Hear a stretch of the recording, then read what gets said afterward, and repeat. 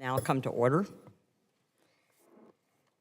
Today marks our subcommittee's first hearing dedicated to exploring the transformative potential of artificial intelligence in healthcare, specifically in the VA.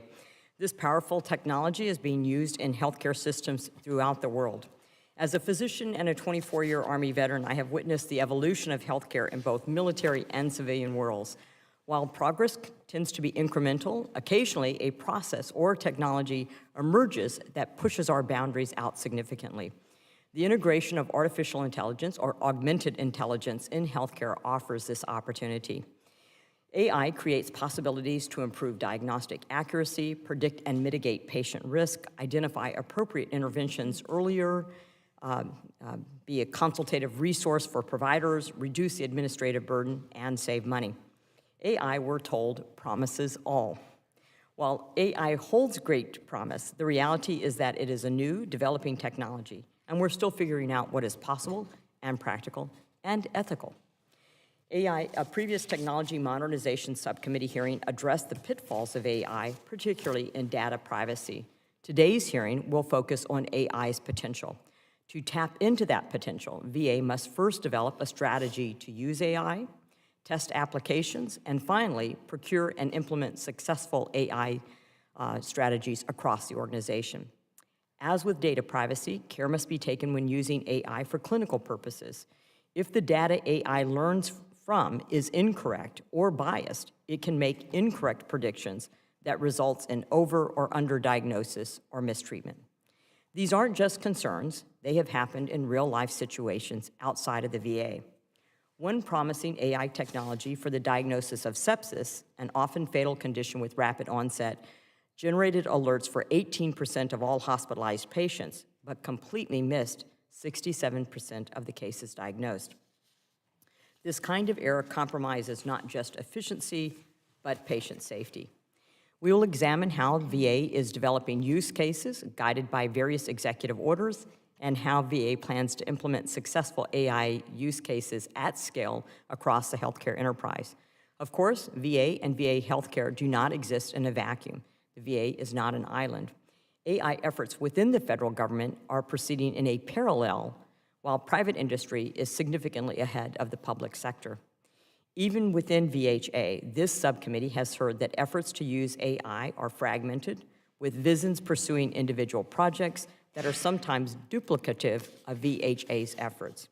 A priority of ours is to ensure VA moves forward with a cohesive strategy, synchronized between the VA Central Office, VHA, VISNs, and VA MCs. It is also critical that we understand how VA will choose, assess, and implement successful AI projects at scale for the benefit of all veterans, and in conjunction with private sector entities that have already been developing and utilizing this technology for some time.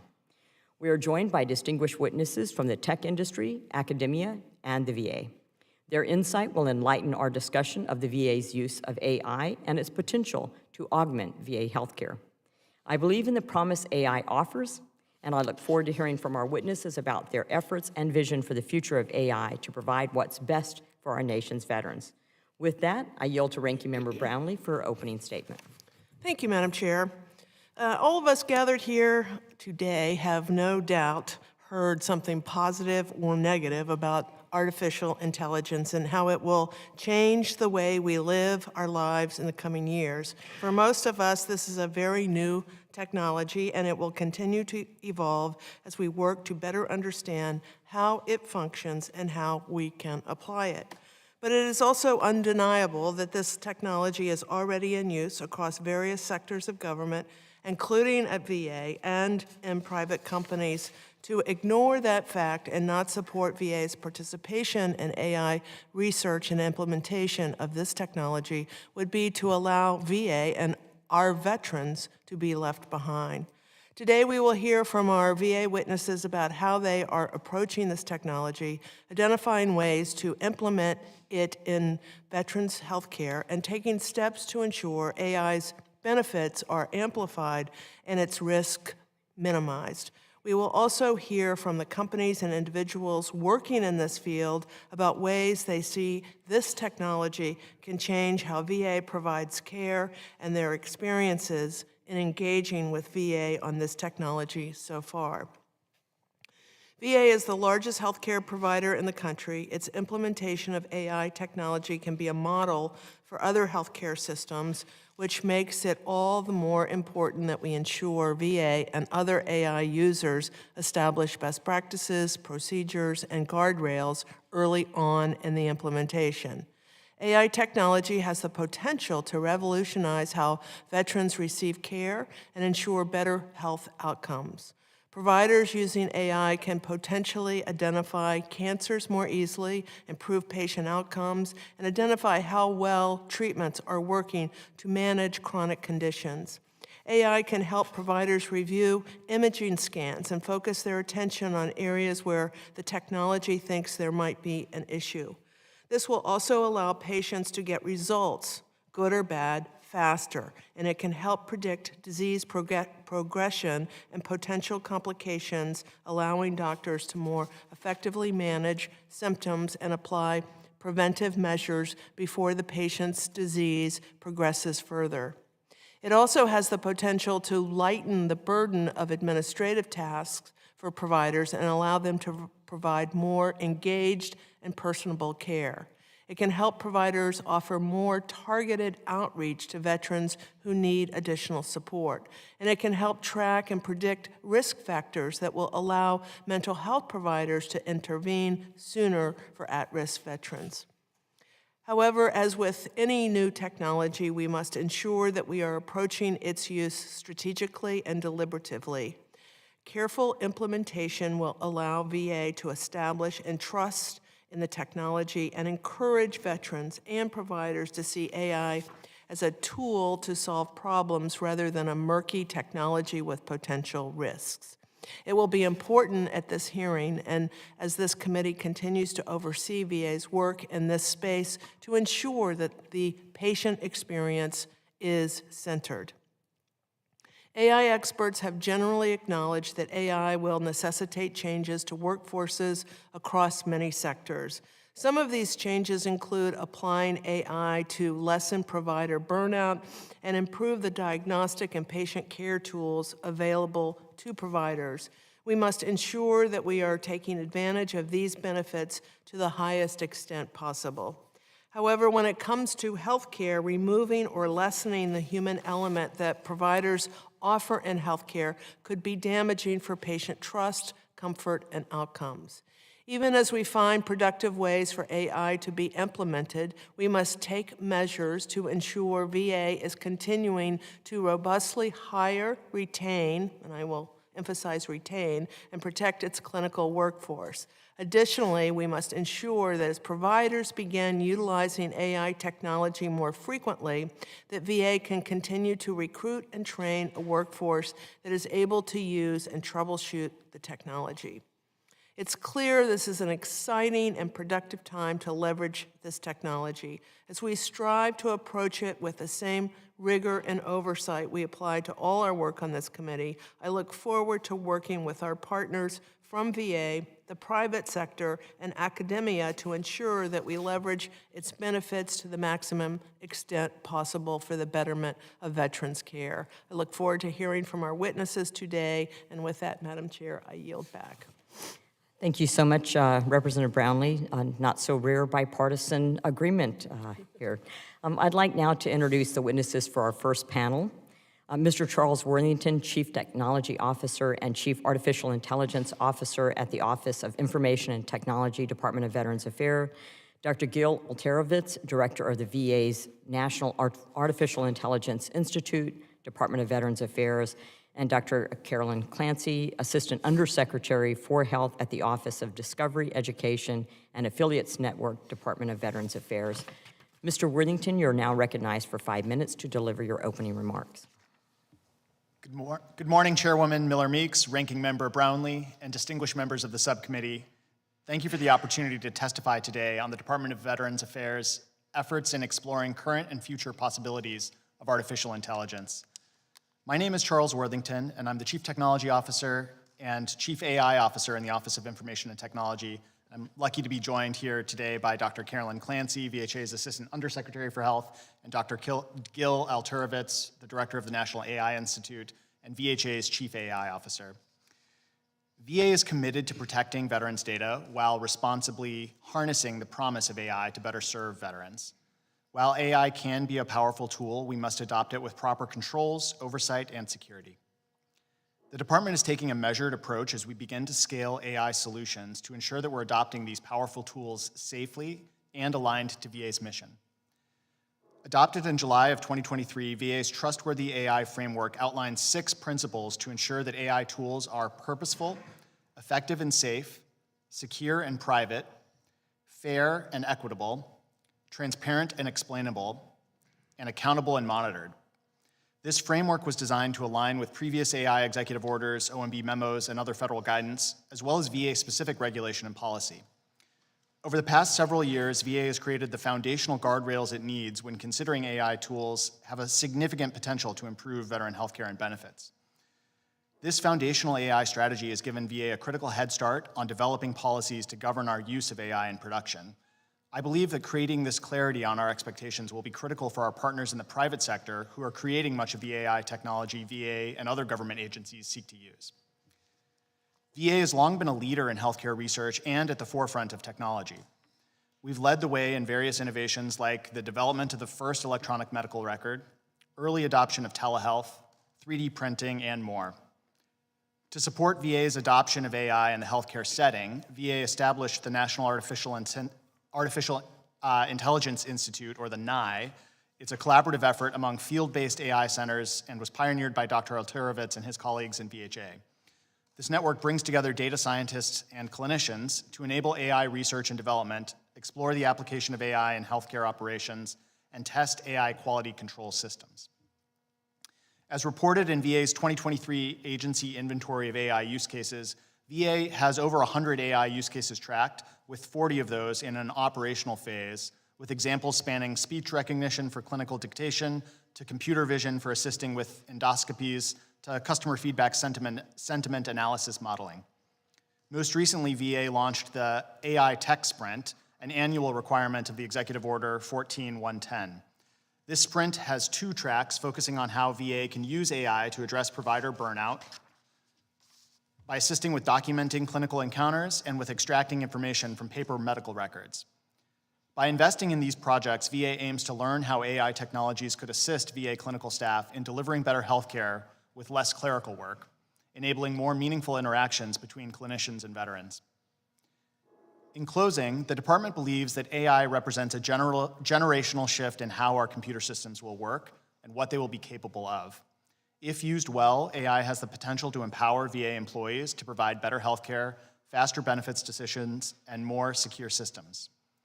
Similar to other major transitions, such as cloud computing or the rise of smartphones, VA will need to invest in and adapt our technical portfolio to take advantage of this shift.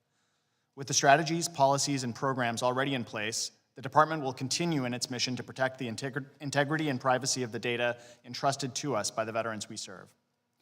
Madam Chair, Ranking Member, and members of the subcommittee, thank you for the opportunity to testify before you today and to discuss this important topic. My colleagues and I are happy to respond to any questions you may have. Thank you, Mr. Worthington. We'll now proceed to questioning. As is my practice, I will defer my questions to the end. So I now recognize Ranking Member Brownlee for any questions she may have. Thank you, Madam Chair. My first question is to you, Mr. Worthington. Thank you for being here. You know, when it comes to technology and this committee's oversight of that and all of the initiatives and programs that the VA has, technology has been very helpful on one hand and sometimes has stood in the way of meeting the goals that we have set out to do. And so as a consequence, I am always a believer that the VA should be leading the way as you mentioned, some ways in which we have led the way. That was, a decade or 2 decades or 3 decades ago. I think the research is current, don't get me wrong. But in terms of looking forward into the future, obviously AI is going to be very, very important. So I'm asking the question to you is, with regard to AI and its use in the VA today, right now, where do we stand compared to private healthcare, teaching hospitals, and the like? Thank you very much for the question, and it's a good question. I think that we are doing our best with technology when we're using it to solve problems that are the most important problems for the agency, and AI is no different. I think that VA, in my opinion, we're right in the middle of the pack, I would say, at adopting these things. I think that a lot of the health industry, and I would love for Dr. Clancy to chime in as well, is at the early stages of adopting these new paradigms. Obviously, many systems went all in on electronic medical records, which is sort of the basis for a lot of what can happen now that we've digitized a lot of the healthcare data. And I think we're at the early innings of applying these new technologies to that data to deliver better healthcare. I think VA does have a number of these tools that are in operations now, but I think we also want to take a measured approach to make sure we fully understand how to monitor the safety of these tools as we deploy them more broadly. Dr. Clancy, anything you would add? Yes, I would say we're the middle of the pack, or possibly even further up than that. The measured approach that Mr. Worthington described is one that no system yet has put out in public or has figured out how to take all these steps in a very, very careful way, to balance benefits while being very, very attentive to risks and so forth. And the chair gave an example of one that perhaps suffered from an excess of enthusiasm, which was not to patient benefit. So I think there's a fair amount of caution all around, but I would expect by virtue of our size that in many ways we may actually be in the lead, which would be a good place to be. And That would be a frankly, good place to be. Yes. Mr. Alterfitz? Yes. I apologize. Dr. Alterfitz, yes. So you've been, you're new to the VA, you've been in the private sector now for a while, I think at Harvard and other teaching areas. So what's your opinion on this? Thank you for the question, Congressman. I think it's hard to define it as that there's uniform progress. What I think we see is that in some areas, for example, devices. And some reason why? Some areas, such as devices, medical devices, we are well ahead. Medical devices, we work through the biomedical engineering within VHA. And then in other areas that may require more complicated integrations with different systems and involve collaborations that need essentially collaborations across the department between different parts of the organization. Those are the ones that we're working toward, finding ways to do that efficiently at this time. The other area that we've been definitely ahead of is on this aspect of trustworthy AI. A lot of the work that we've done ended up being in or supporting work that we've seen in executive orders, some legislation and so forth from the VA. And I think that's partly because we do have that very special mission, right, with the veterans. And so we're especially looking at those aspects well ahead of time. Thank you. Very good, thank you. So, Mr. Worthington or Dr. Clancy, either one, so what is your department's plans to take the projects from the tech sprints and pilot phase and implement them as tools across the VA? I think that's an excellent question, because I think we're all focused on how we're actually going to use this to help veterans. And we are very focused on not just the outcome of the tech sprints, but some of the other steps that we need to take to make it possible for VA to adopt these at scale. So things around the contracting approaches, the underlying technical infrastructure to support the hosting of these tools or the purchase of them if they're hosted by a third party, as well as the workforce. There's work that we're going to have to do both on the AI practitioner side to make sure we have a workforce that understands how to manage these tools, but also on the user side. I think there's a lot of training we're going to need to do with our staff about how to effectively and safely use these tools. And we're starting to make investments in all of those areas now so that we're ready to receive promising insights from things like those tech sprints. Thank you. I yield back, Madam Chair. Thank you, Representative Brownlee. The chair now recognizes Dr. Murphy for 5 minutes. Thank you, Mr. Chairman, and thank you all for coming today. This is kind of gold rush material, I think, that we're coming literally on the vanguard of all of this. And so you mentioned medical records. I remember kicking and screaming about 18 years ago when we would literally spend about an hour just trying to put in an order set. So come a long way since then, so we still, just literally on the vanguard of this, are going to have to go a long way before this is really streamlined, integral to patient flow. Just a couple questions. Dr. Altowitz, what is are we still using Cerna at the VA? I'm going to. All right, maybe Mr. Worthington. is Yes. better. Sorry about that. So the Electronic Medical Record Modernization Project, which is to migrate our Vista instances to use the DoD's Oracle Health product, which was previously known as Cerner. Yes, that project is underway, and I believe there's maybe 4 or 5 sites that have currently migrated. All right, so a couple, maybe it was months ago, we had a hearing on Cerna, and then one of the gentlemen mentioned it would be probably 5 years until it was fully functional and all these other things. So here we're trying to walk and chew gum at the same time. We're trying to get our, providers to really even learn the system, much less now try to integrate artificial intelligence. This is really going to be difficult and very, very challenging.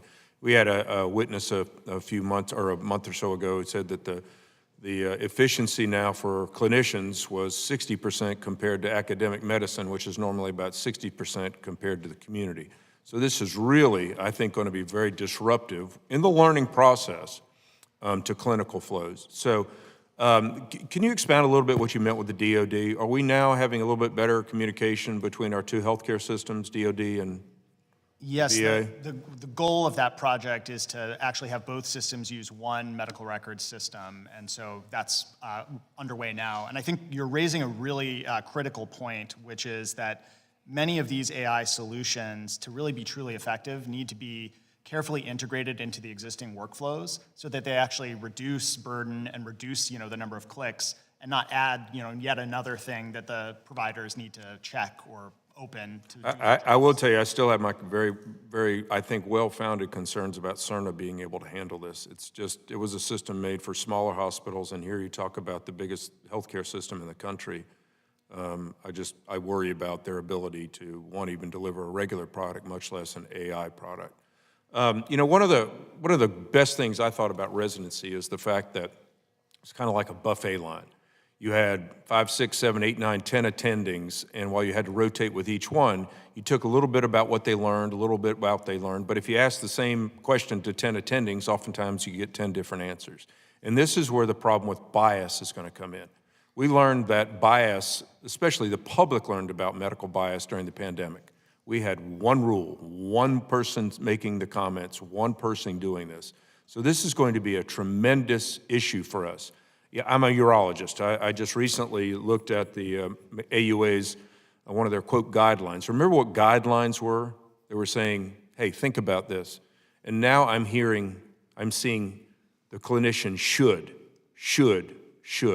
So this is, I think it's very problematic when this happens. And so when we're rolling out AI products and it's saying should, yeah, where there's going to be a massive liability concern, in my opinion, because what if you're staring in front of a patient and the AI generator says should, and you're thinking, I don't think so. And then God forbid if something else were to happen, who's liable? This is a major, major concern. Dr. Clancy, you want to speak to that? Yes, so I'm sure, Dr. Murphy, that you've heard that many physicians prefer to use the term augmented intelligence as opposed to artificial intelligence. In other words, the human in the loop is quite important. So by way of example, right now in research, we have teams working on developing artificial intelligence predictive rules to try to identify which veterans are likely to be to do well after an initial definitive treatment for prostate cancer, and which are likely to have far more aggressive disease and need much more frequent monitoring and so forth. There is no plan and we don't know enough to actually even get anywhere close to should. But it's an incredible opportunity. Yeah, I saw that comment in the guideline, and I'm like, I was dumbfounded. We can't say that in medicine. We can't say should, have to, and all these other things. That takes away absolute clinical aspect. I could ask you questions for 4 days because this is such a target-rich environment. One of the things, and I'll just end this, the medical records writing these are the bane of our existence. I spoke with the head of another company, I won't say here, and their thought was you could walk into the room, it would have a microphone, you're just talking with the patient, it's assimilating what you're saying, what the patient's responding to, and then you just tell it, I'm going to order this, bam, bam. You walk out of the room and the note's done. The orders are done, the paperwork's done. That would be a quantum leap to addressing physician-provider burnout. So that's exactly what we're testing, sir, in this tech sprint that Mr. Worthington referred to. Yeah. And having seen one of these tools demoed live, it was quite amazing. Yeah. And we're going to be testing all of this in our simulation center in Orlando so that people can figure out what the workflows are. We've actually looked at one company's product because at that point in time, June of last year, that was the only one they thought was ready for prime time. And I have to say the teams were wildly excited, like, when can we start? Yeah, that's a big time. I've exceeded my time. Just remember, AI is not going to take over my scalpel. So, all right. Maybe. Thank you, Dr. Murphy. The chair now recognizes Representative Budzinski for 5 minutes. Thank you, Madam Chair, and thank you, Ranking Member, for holding this important hearing today. I want to thank the witnesses as well from the VA for participating. Really appreciate that. As we have heard this morning, there is so much potential, and I believe that in AI, to better serve our veterans, and especially the veterans that I'm honored to represent in Central and Southern Illinois, which are predominantly rural veterans. But a part of the nature of artificial intelligence is that it is constantly changing, which can lead to challenges when trying to implement or scale up the technology. So my first question is really for the entire panel, and if it's okay, we'll start though with Mr. Worthington. What steps is the VA taking to monitor and keep up with the emerging research on artificial intelligence? Thank you for the question, Congresswoman. We have a really robust partnership with our colleagues in VHA's innovation group, as well as the National AI Institute, which is, I would say, constantly looking at the emerging research on this technology and even doing some of its own research. And I think, my part of the VA kind of steps in once things are getting past that research phase and into something we want to start testing with real veteran data or real clinical use cases. And then as we find those examples that are most impactful, then we bring them into operations in a way that is somewhat similar to how we would operate other IT systems. We're following those same security and privacy policies that would govern our use of veteran data in other cases as well. Maybe defer to the other panelists if they want to talk to how we're keeping up. So a couple of other efforts. First, a lot of our currently funded research from the Office of Research and Development does not have AI in the title, but by way of the topic that is being focused on, whether that's cancer research or other problems, they are testing strategies to try to predict who is likely to do the worst. We saw a lot of this as well during the acute phases of the pandemic. I'm trying to get past saying we're done, because we're kind of not. And we were able to predict, for example, which patients hospitalized with COVID were most likely to die within the next several months, because those would not be the people you'd want to be discharging first. You'd want to be attentive to detail and so forth. We also have a team keeping up with the published literature and things presented at meetings and so forth. So there's so much we need to know about the safe and effective part that Mr. Worthington referenced, that we are very, very excited about it and don't want to leave any stone unturned. So I just wanted to kind of say, actually it's a quote that I heard from a former VA person that really, research is kind of needed in a couple places, right? There's kind of need for research to ensure that operations are really based on science, right? And then the reverse is also true in some sense. For research to be successfully translated, right, into operations, you have to, push forward on that. So connecting research and operations is a very important kind of mutually kind of symbiotic type of thing where they work together to create the best product on the operations side, the best research that can actually be useful and leveraged. And so interacting from the beginning is something that we do at the VA to really make sure that all the work that we do can be useful for the veterans. And can I just ask, have you found in this research and in this collaboration and partnerships you have any ability specifically for AI to address some of the gaps in VA care for rural veterans in particular? Have you had any specific takeaways from the research thus far, I guess? Sorry, I think the VA has a number of programs to try to address that gap, including our telehealth program. And overall, I think anything that can make our system more efficient at identifying which patients are most in need of specialty services, for example, could assist with things like our telehealth program and getting those exact right experiences to the patients that need them.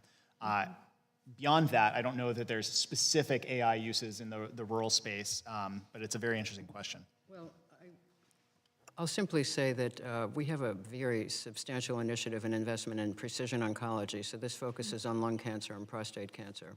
And from the beginning, launching this 4 or 5 years ago, you know, the overarching motto was leave no veteran behind. So we're now up to about 75 tele-oncology clinics, and also working through the extent to which we can engage those veterans in research without making them come a phenomenal distance to the research-intensive institution. So there's a lot of work going on there, and I know that cancer is a very, very big issue for rural communities. I mean, a big fear. Yeah, thank you. Thank you very much. I'm out of time, so I'll yield back. Thank you. Thank you, Representative Budzinski. The chair now recognizes Representative Rosendale, who is the chair of the Subcommittee on Technology Modernization. Representative Rosendale, you have 5 minutes. Thank you very much, Chairwoman Miller-Meeks, for holding this hearing and allowing me to participate today. I appreciate the witnesses for being here. Good to see you folks again. I chaired a hearing last month in the Technology Modernization Subcommittee titled The Future of Data Privacy and Artificial Intelligence at the VA. This is an important topic and something the VA must get right. I'm grateful that the committee is giving artificial intelligence the necessary attention that it needs. Mr. Worthington and Dr. Alterovitz, during last month's hearing, I asked you whether you think the VA has a responsibility to notify veterans when their health or personal information is fed into an AI model, or whether analysis that affects them was done by AI rather than a person. And everybody seemed very agreeable and supportive of that we actually had this disclosure and that the veterans were, that question was posed to them. When are you going to put that notification and informed consent procedure in place? Thank you for the question. We are working with our VHA ethics group right now to better understand what the approach should be on this topic. Obviously, this is kind of an emerging topic, as you stated in the prior hearing. And so I don't believe we have a specific time that we are aiming for to implement this, but we are very aware of this issue, and I think it's one that's spoken to in the executive order as well.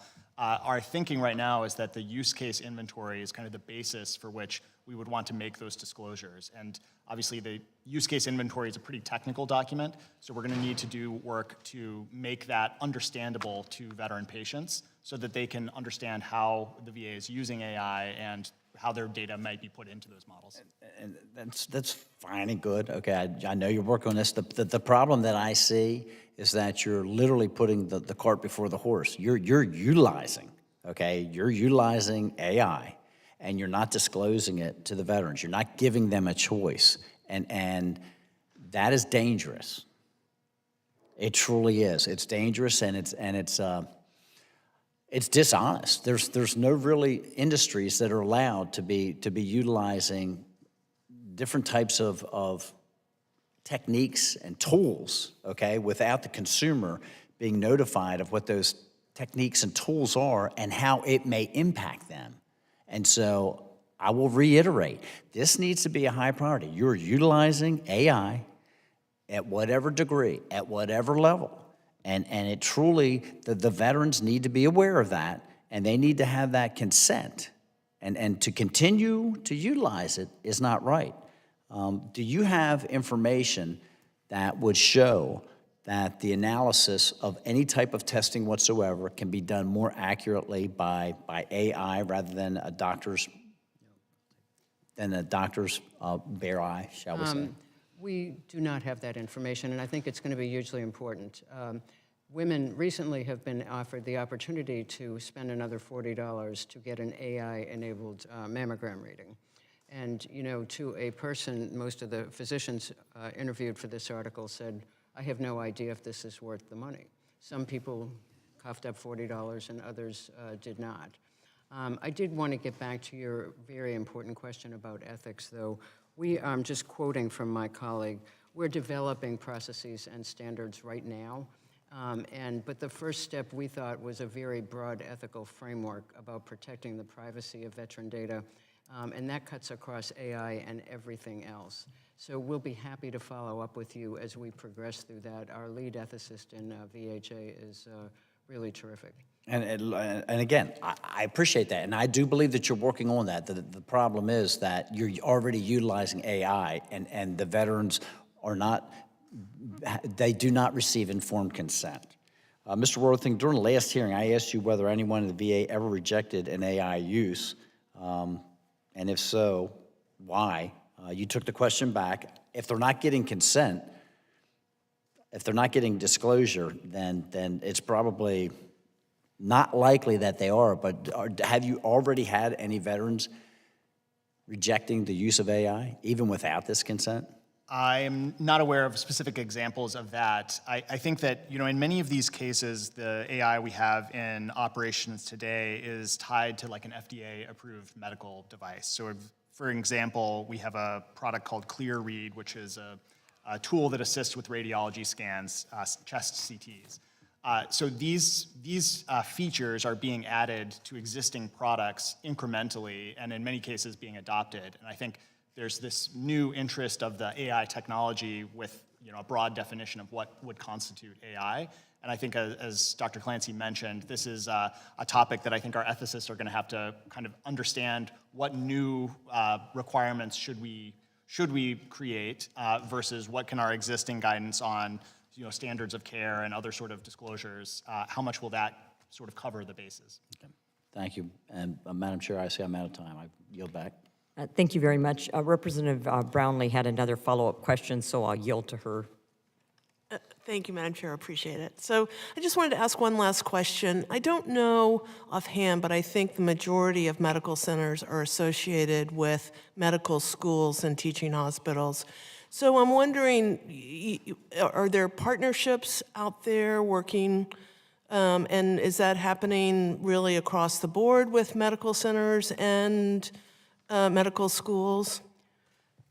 Absolutely. So we are affiliated with literally every single medical school in the country and many, many other programs associated with other health disciplines, which is just an awesome asset to have.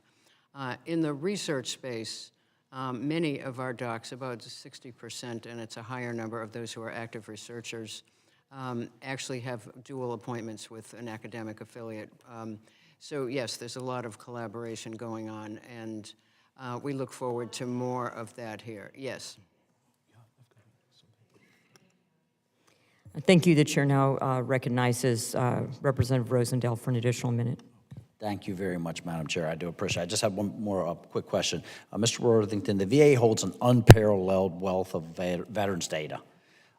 Far too many companies are already interested in monetizing this information. We've seen them actually buying it to skirt around the privacy laws, okay? Especially when it's in regards to government agencies doing so. And it seems to be getting even more tempting. AI companies compete by consuming the most data to train their models, and some of them already have covered nearly everything on the public internet. How are you going to protect veterans' health data as it becomes more and more lucrative prize for these companies to get their hands on? Yes, it's an excellent question, Congressman, and we believe very strongly that protecting veterans' data is pretty much job one, especially in Office of Information and Technology. I think we're lucky that we have a lot of existing policies around how veterans' data can be used and how it can't be used, and we would expect that those would all continue even in this AI use case.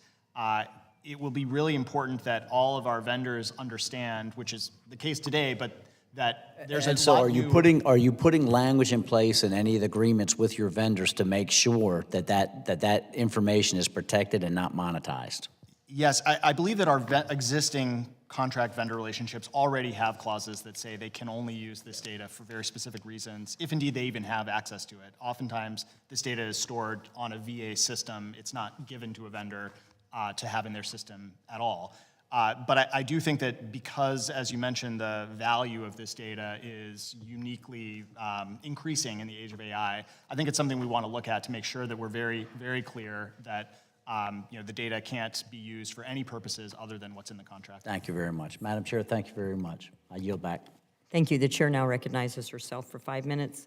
And I appreciate the great questions by our members, both on the $1 million in prizes for the conclusion of the tech sprints, And I appreciate your answer to that. A follow-up question to that is whether there'll be barriers to implementation for these technologies, Dr. Worthington. Mr. Worthington, I wish I was the doctor sometimes, but yes, I think that contracting for technology is obviously a pretty complex topic, and there's a lot of rules around how that works in the government, and that's one of the things that we work on being good at. But there are things like FedRAMP for cloud services, which is a policy designed to ensure that cloud providers have some of those data privacy protections that we just discussed. One of the challenges we see in the health space in particular is that while VA is a big healthcare provider, in the scheme of the American healthcare industry, we're relatively small. And so oftentimes many of the healthcare tool providers, they're not really familiar with FedRAMP as a compliance regime that they would be focused on. Now, they have a number of other compliance regimes from the health industry that they focus on, but FedRAMP is not often high on that list. So that's one example of some of the challenges we sometimes have at doing acquisitions of enterprise tools in this space. In follow-up to Dr. Murphy, it was an excellent question. I had the same question on my mind. Without the full implementation and the hiccups that the VHA has had in implementing its electronic health record, that certainly is going to impact and I think delay your implementation of appropriate AI into the VA. And perhaps I'll ask that question a little bit more on the second panel. Suicide prevention is a top priority for me, for this committee, and for this subcommittee and the larger committee. And what is the VA doing in regard to using AI to better prevent or predict veteran suicide? And this may be related to my comment about EHRs. And how are we ensuring these tools are the best ones available on the market? Mr. Worthington. Yes, great question. I'll just maybe point out two examples of our current use of AI in operations. One is we have a model called ReachVet, which is designed to predict the veterans that are most at risk for suicide as an outcome. And that information then can be used to inform the way that the doctors follow up with them or the treatments that they prescribe when they're seeing them. That model is in operations now. To provide another example, we have a natural language processing model that is looking at comments that are coming in through basically our customer experience listening. So most of those things are like, I went to the VA and the parking was slow or whatever. But occasionally those comments will indicate that this veteran might be at risk or need help. Maybe they're indicating that they're having homeless problems. So this NLP model can flag comments that might be particularly concerning for follow-up by a professional that can read the comment themselves and decide if some other action is warranted. So those are just a couple of examples of how we're trying to use these tools to help the VA with that mission.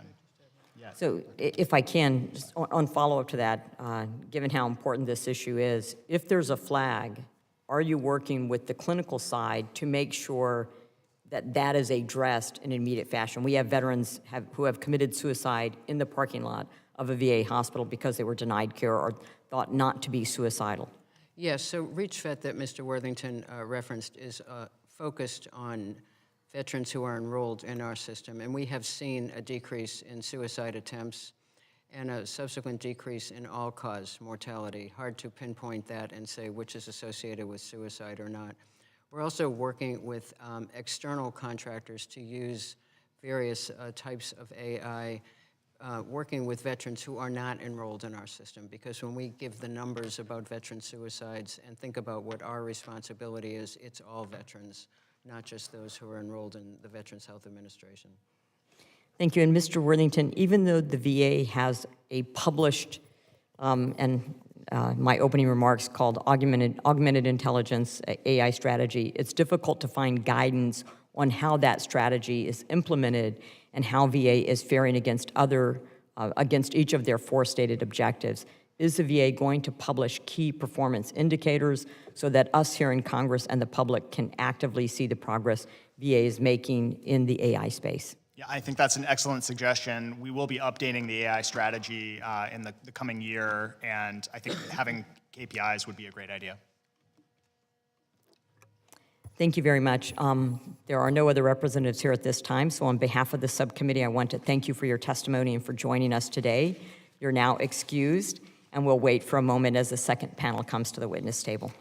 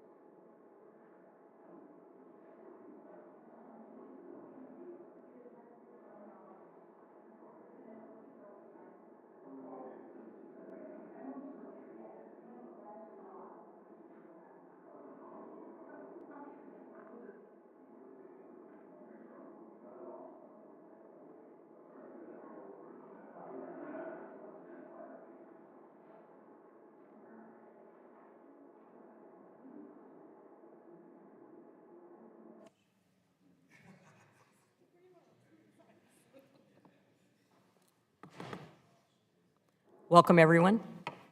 That's my signal. I'm going to thank you all for participating in today's hearing. Our witnesses on our second panel, Mr. Prashant, I said it in my brain, Natarajan, an author on the topics of artificial intelligence in healthcare and machine learning, Mr. Gary Velasquez, Chief Executive Officer and President of Kahitavito, Mr. Charles Rockefeller, co-founder and head of partnerships at Cura Patient, Dr.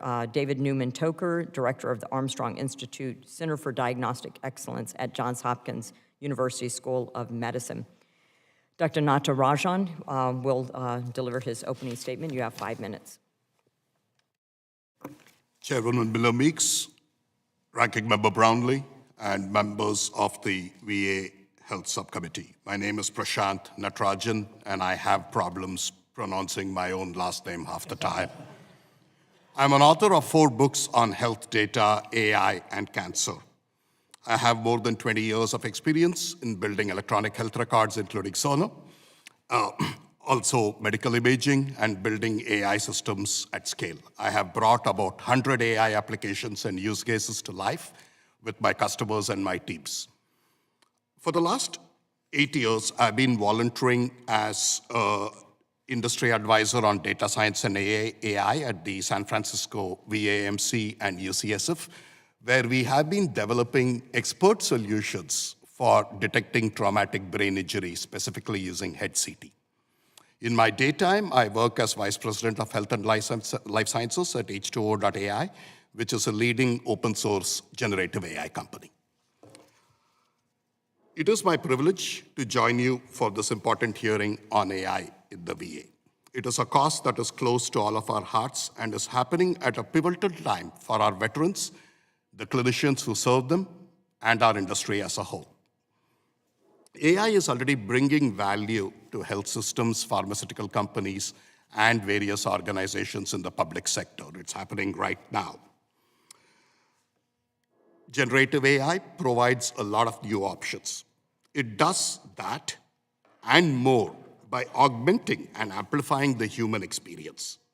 Generative AI humanizes and empowers by democratizing access to actionable insights using plain English, plain Spanish, or any other language of your choice. Any patient can rapidly develop a personal health AI, where each individual creates the AI that they need in addition to what is created for them by others. Veterans can now use generative AI to better manage their health and life. Similarly, clinicians can leverage Gen AI to address burnout, reduce human errors, and find the needle in the haystack of expanding scientific knowledge. Allow me to illustrate with an example of an 11-year-old who's using generative AI to turn her baking hobby into collaborative solutions and new value for her classmates. She does this by creating new AI business applications and agents, and she did not even know what these meant a year ago. She used generative AI to ask questions about scone recipes. She then tailored them for her dad's taste, which is not easy. She customized them for her various users' preferences and created a new data set that combines unstructured data across PDFs, web content, and her own recipes to create new information, new recipes, and is now in the process of using generative AI to create her own app to take mobile phone orders. If an 11-year-old can do this for something as basic as creating recipes, imagine what our veterans and VA clinicians can do with the same technology to address health outcomes and other issues of much greater importance. In my written testimony, I have provided numerous examples of patients and clinicians as AI trainers, AI creators, and empowered users. I'm happy to review these examples in Q&A or post this hearing. So, how do we create this new empowering future of bottom-up innovation? Based on our experience so far with the PLOT program, in creating empowered patient advocates and researchers, we have some proven best practices in place. Here are 4 things we need to do together. One, recognize AI fidelity, which is the value of health AI being determined by its user, veteran, clinician, or administrator in the context of its use. Two, recognize and encourage the fact that AI use cases can come from anywhere, both within and outside of the four walls of any VA facility. Three, we need to empower veterans to develop the tools they need to address their personal problems. We need to create public-private partnerships with appropriate data, tools, upskilling, and deployment option underscored by a veteran-first AI ownership of their assets. Finally, the personal and provider health AI that I describe in my AI collaborative are new ways of bringing AI to life in the VA. Hence, veteran-created models and AI apps should be treated with minimally prescriptive regulations and should encourage the use of open source. Thank you again for inviting me to testify. I look forward to working with you, the VA clinicians, and our veterans to solve long-standing challenges and create new opportunities. Thank you very much. Mr. Velasquez, you are now recognized for 5 minutes to deliver your opening statement. Thank you. Oh, there we go.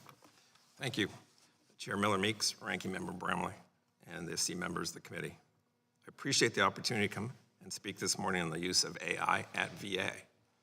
I possess advanced technical degrees with over 4 decades of experience operating large healthcare analytic companies, national health plans, large medical centers, and an international clinical research organization.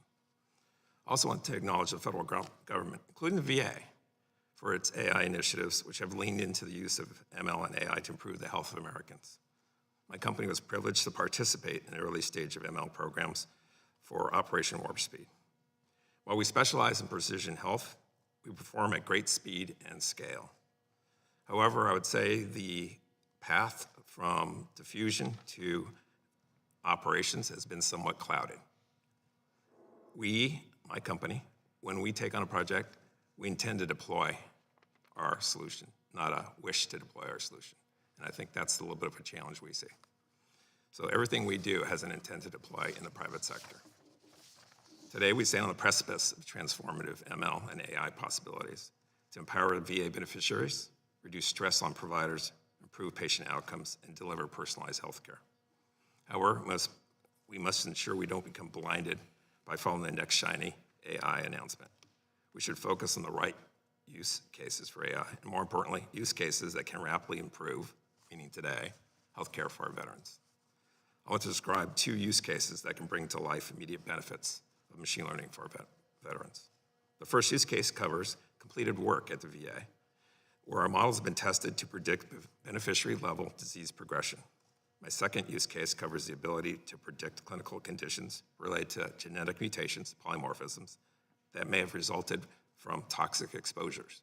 So actually using mutated DNA to predict future clinical conditions.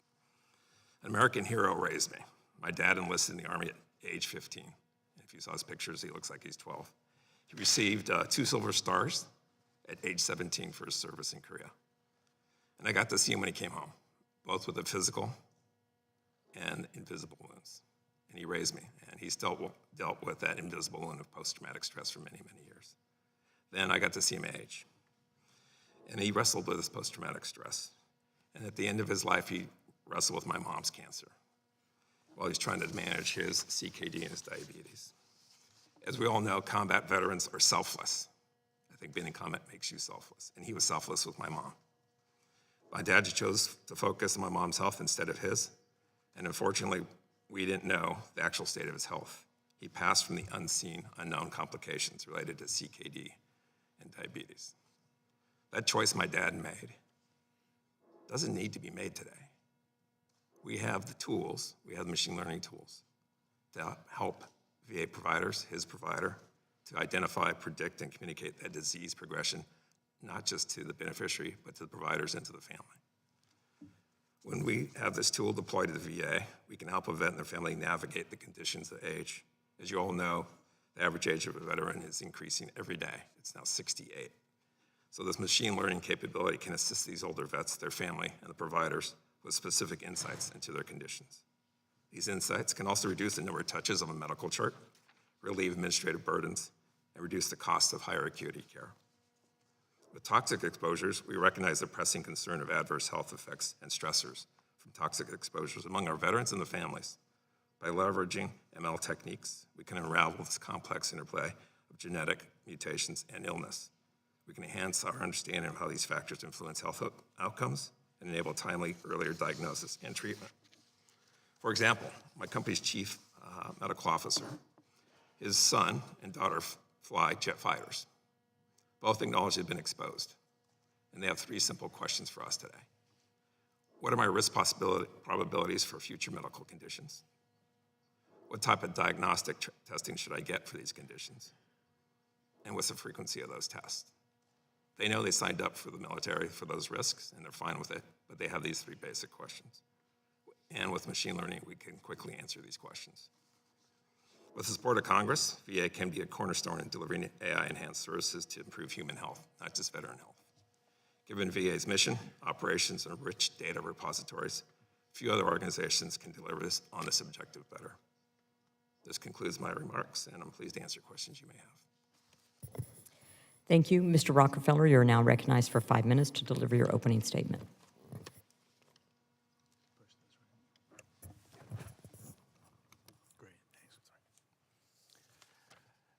Thank you, Madam Chairman. Good morning, ladies and gentlemen. My name is Charles Rockefeller, and I'm the co-founder and head of partnerships for Cure Patient. It's a real honor to have been included today in this very important discussion. By coincidence, I happen to feel more historically connected to the VA because I heard about it being discussed at the dinner table since age 12. My father sat in the Senate VA committee for 30 years, either as a member or its chairman. My other 2 co-founders of the company are Long Wen, who's been supporting the U.S. government and its AI endeavors since its very inception 20 years ago, and Dr. Siddhartha Mukherjee, a Pulitzer Prize-winning oncologist. First, some information about our platform and our technology.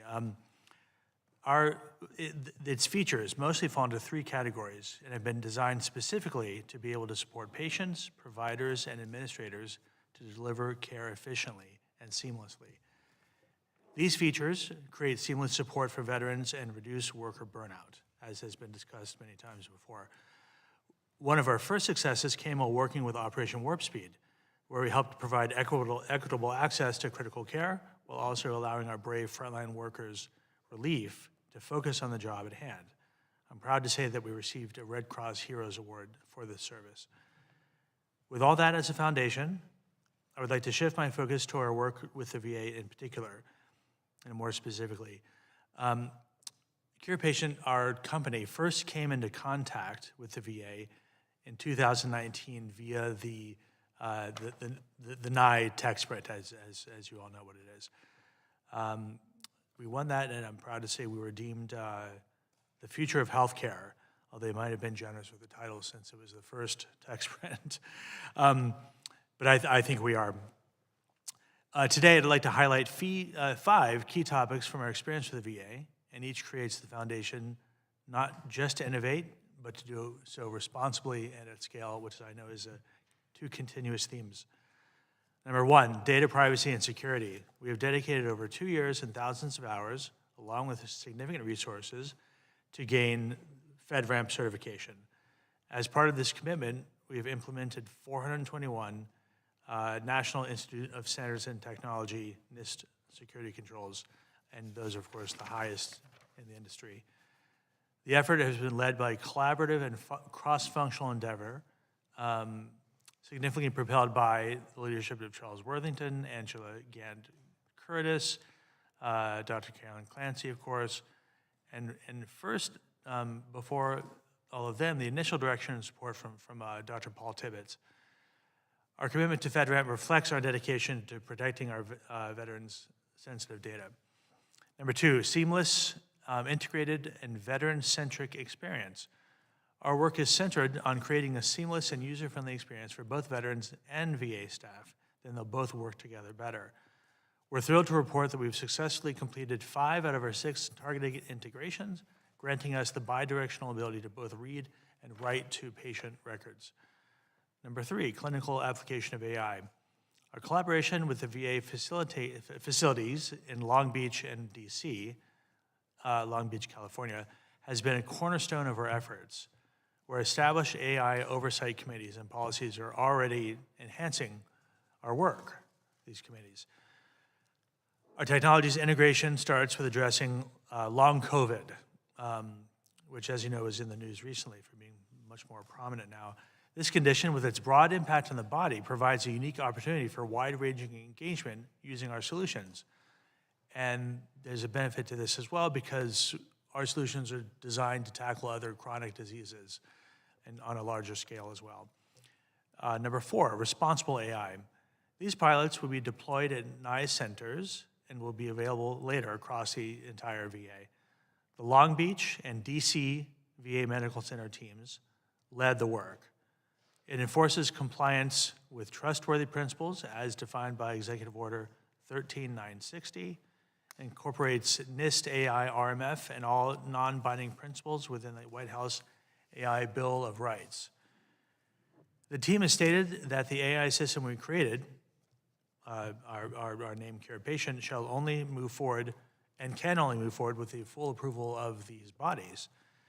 And the more it's used, which is important to realize, the more it's used, the smarter it becomes.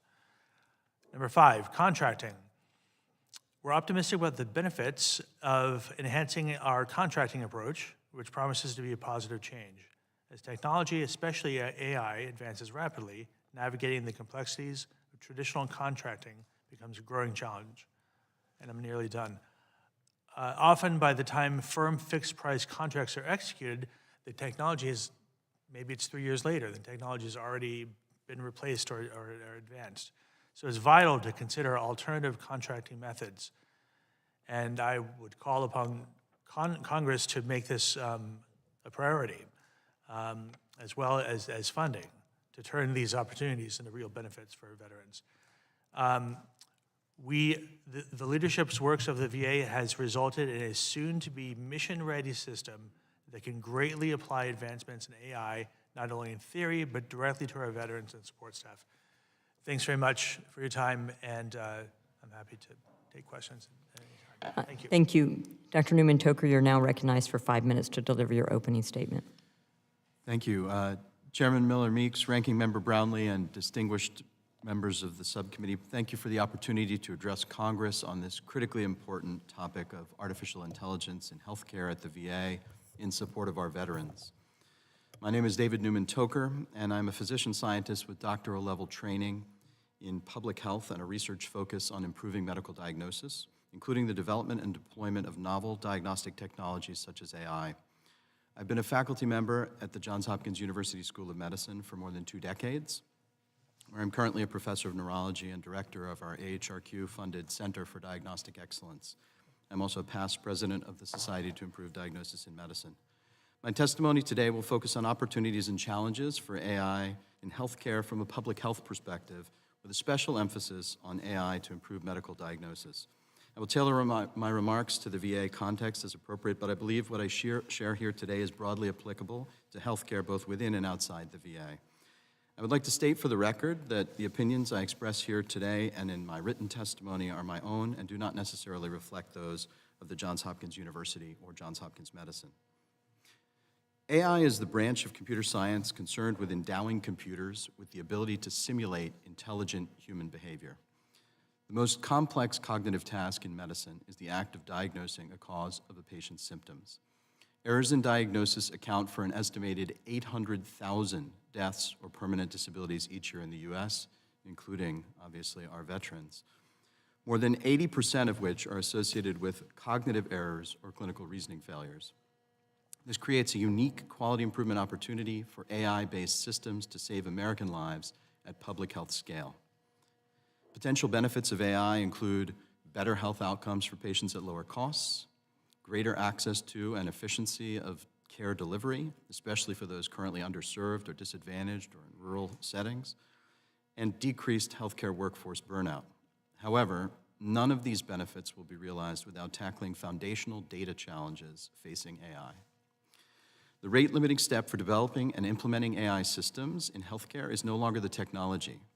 It is the sources of data on which the technology must be trained. There are multiple facets of healthcare data quality problems which I address at greater length in my written testimony. However, in plain language, they boil down to the problem of garbage in, garbage out. If we train AI systems on faulty data, we will get faulty results.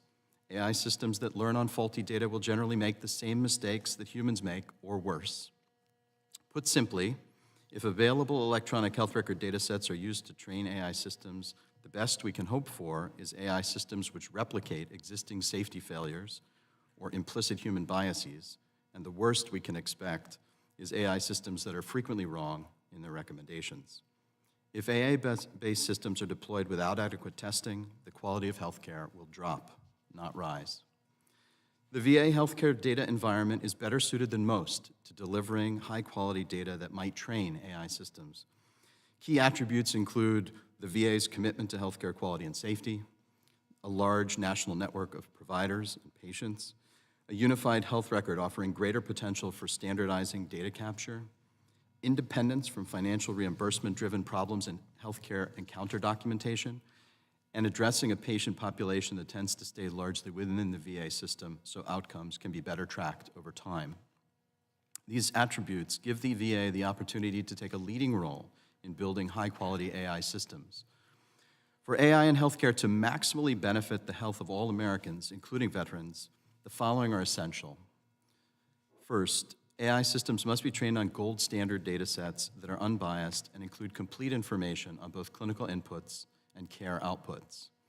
Two, AI systems must be effectively integrated into clinical workflows, leveraging the strengths of computers and humans together to produce a better result than could be achieved by either alone. And three, wherever AI is used, systems to monitor, maintain, and even enhance clinician skills should be co-deployed so that clinicians and AI systems will continue to fact-check each other. I have three primary recommendations for the committee with regard to implementing AI at the VA with an emphasis on diagnosis. First, the next decade must focus on constructing gold standard data sets for diagnosis. The promise of AI will not be realized without quantifying bedside evaluations. Two, AI systems must be held to a high diagnostic standard. They must be demonstrated scientifically to improve safety and quality over current care and then monitored closely over time. And three, the impact of AI on human clinical diagnostic skills must be monitored and managed. Clinical deployment of AI should be explicitly designed to enhance rather than reduce clinician skills by applying educational and human factors science. Thank you for this opportunity. I'd be pleased to answer any questions you may have. Thank you very much. We're now going to proceed to questions. Ranking Member Brownlee, you have 5 minutes. Thank you, Madam Chair. Appreciate it. Mr. Natarajan, I'm not sure that I agree with your hypothesis that if 11-year-olds can create AI, imagine what veterans can do. Perhaps younger veterans, I would agree, yes, but older veterans like me, I'm not so sure. But hopefully we will all have our children or our grandchildren to help us out. So I appreciate your testimony, thumbs up. Can I respond to that, Congresswoman? Sure. Congresswoman, give me 1 hour of your time and I'll prove you wrong and have you using and creating AI. Well, I have heard that AI is, going to tell you how to do it all anyway. So perhaps you're right. I have to be convinced. Mr. Rockefeller, I understand that Cura Patient is certified through this, sounds like very extensive process of the FedRAMP. And even I think Mr. Worthington made comments about how expansive, I guess, and it is, and may need to be kind of looked at and evaluated from the government's perspective. But tell me a little bit more about your experience becoming certified. Certainly. Thanks. Oh, yeah. Let's do this. Yeah, speak into the microphone. You have to. Thanks very much there you for the go. question. And certainly there's a lot about that. Overall, and then I'll get to a couple particular points. I think that and I would recommend to this committee that the FedRAMP process, maybe the approvals time, I think there's a fair amount of backlog in the system to review all these, and there's several stages of review, as you know. And there might, I think, be a backlog. I don't know for sure, but I think there might be. And so if somehow Congress could fund additional people to work on these approvals, or to focus on it more, I think that'd be beneficial, because when we were getting it, and we were very lucky, right? It took 2 entire years and possibly more. And the reason that I mention this is that, we made it through, right? So in fact, I don't have it, I don't have a motivation to say what I'm about to say, which is that I'm concerned that because the process takes so long, that the VA might be missing out on other medium or small-sized companies who want to pursue it, and they just can't last that long, right? They just have to make more money on their own or something. Fortunately, we are well funded through our investors and other investments, and they all knew that they were investing in us getting FedRAMP, which would then lead to other things. But I'm concerned that a lot of other companies might sort of start the process and then hopefully throw up their hands. Thank you. I have just a little bit more time, and I have another please. question. So I appreciate your response. So, Dr. Newman-Toker, I wanted to ask you if you are aware at all of partnerships between Johns Hopkins and the VA that's going on. Thank you, Congresswoman, for the question. I apologize. I do not. Excuse me. Thank you, Congresswoman. I'm not aware of those specific partnerships to which you refer. Well, just a partnership around AI between a university, teaching hospital, and VA in terms of using AI applications. Certainly, as Dr. Clancy mentioned earlier, there's a tight relationship between many academic medical centers and the VA system. It happens that the affiliate in Baltimore is with the University of Maryland rather than with Johns Hopkins, so some of those connections are tighter in that space. I see. So you talked about some of the risks, and I appreciate that testimony, because I think we have to be eyes wide open on that. But knowing sort of the VA and its operation, what steps can the VA take now to avoid some of those pitfalls? I think you're taking them. In the trustworthy AI framework that you have delineated, I think 3 of the 6 pillars are absolutely crucial. Effective and safe, fair and equitable, and accountable and monitored. If those are followed, the others have some more technical attributes to them, but those 3 deal directly with this issue of the safety of delivery of the service. And if they are handled well, I think you will be in a good position, better than I think many other places that haven't put that kind of framework in place. Thank you. Happy to hear that. Yield back. Thank you very much. It's been a very insightful testimony, and as a physician and a veteran, Dr. Newman-Toker, I can wholeheartedly agree, and it's not just what data is available to put in, but what the clinician observes, whatever level that clinician is, because that data, whether it's verbal data, whether it's observed data, nonverbal communication, and then actual physical findings, that data goes into that system, which will then help with the diagnosis. If that data is poor or bad, then the result will be equally bad, which brings up another question, and that is the VA does have an opportunity, because it's a relatively closed system, to have a great input of data, but we have HIPAA regulations. Has there been a thought to allowing a voluntary waiver of HIPAA for de-identified data that could go into that matrix and be utilized to further help with both machine learning and smarter augmented intelligence? Thank you, Dr. Miller-Meeks. I'm not aware of any specific action that's been taken towards the idea of HIPAA waivers for this specific purpose, but I like the thrust of your question. I think it's on point. There are times where the inability to follow a patient over time or to acquire information prospectively in a given encounter in order to capture the sort of full diagnostic journey, for example, may be challenging because of the HIPAA constraint. And I do believe that your suggestion to give patients the opportunity to assist us in providing better care through AI is a good one. Yeah, and it's imaging as well, imaging, blood work. Mr. Velasquez, and I can tell that you're wanting, but in your written testimony, you spoke to the ability of AI to help with capacity and resource management, specifically with aligning medical staff levels, optimizing wait times across the direct and community care networks, rationalizing the use of direct and community care, and efficiently tying those options is a major concern, both for access and cost. And perhaps if we can save money on one or spend money wisely on another, we'll have money that can go to, i.e. I'm thinking of tech sprints, and why are we giving $1 million prizes if we need people to be able to solve a backlog on FedRAMP? But Mr. Velasquez, can you talk about how AI would do this, particularly with the decade worth of community care data the VA has, and what some of the obstacles would be? If I can weave it into your first question around HIPAA waivers and consents. So we spent most of my work for the company's work is in the private sector. And so we've curated a data set of anonymized patients, but they're linked, so they're hashed out, of about 200 million Americans. And about 100 million Americans EMRs, they're linked. I don't know who they are, they have a hash.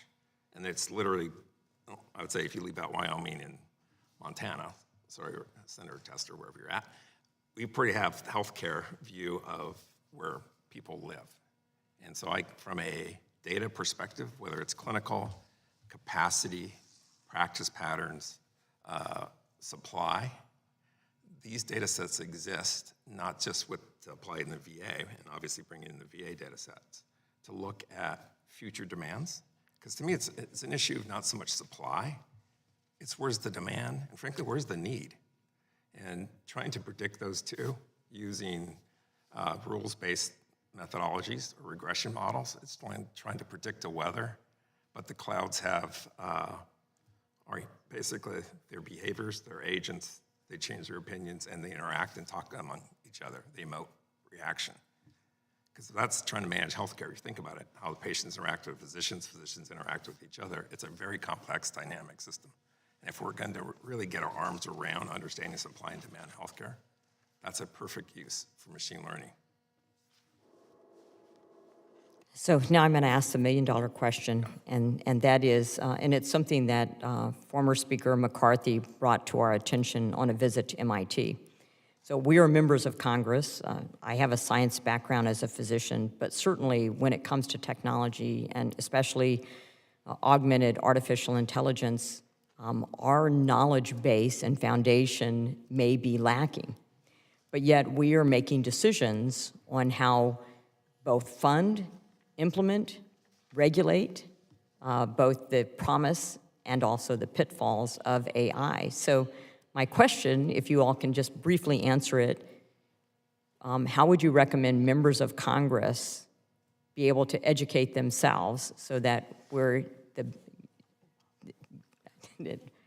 Ranking Member Brownlee is saying it's impossible, but very, very quickly, what would you advise Congress to do so that we can adapt technologies rapidly, perform the proper oversight, the proper protection of data, and to legislate in a way that's most appropriate that allows us to really effectuate the promise of AI in healthcare, which can be transformational? Yeah.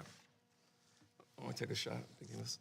So in my company, I think, and I'll keep it short, I focus on the use case. Because back to your point, Ranking, the technology changes, it just changed. It literally moves that quick. There's some kids in Cal or MIT doing something that just blows us away. We're not going to keep up with those.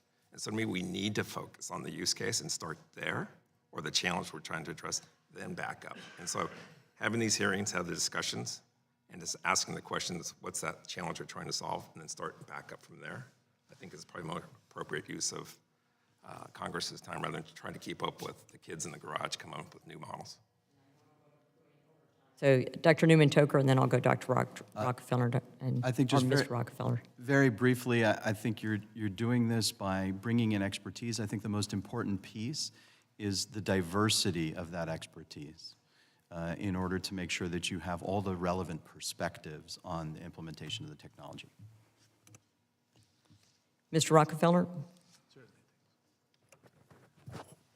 I would say that the first step, because it's an accurate question yet with a vague sort of response, I would say the first step is to become familiar with the products and services that are being offered by the private sector with the VA, right? This is what the tech sprints enable, to sort of bring it forward to you. And they're all sort of, during that process, we became very familiar with the inner workings of the VA, learning about the systems, how to do the integrations. All of that is good groundwork of knowledge to share with you. So I would almost say the best way to break the cycle is simply look at the products and request it through whoever. Thank you. And Mr. Nadarajan? Thank you, Congresswoman. Just a quick thing, couple of things. We have experience in taking people across various age groups, various education profiles, and converting them into patient researchers where they are applying for their own grants and getting funded. We are doing that with AI. One of the things I would like to offer, the same thing I offered Ranking Member Brownlee, is for this entire subcommittee. Allow me to come and do a workshop for you. Give me 4 hours of your time, and I'll have all of you creating some AI or not that's useful to your lives. Sounds like a topic for a roundtable. Can I just clarify my impossible statement?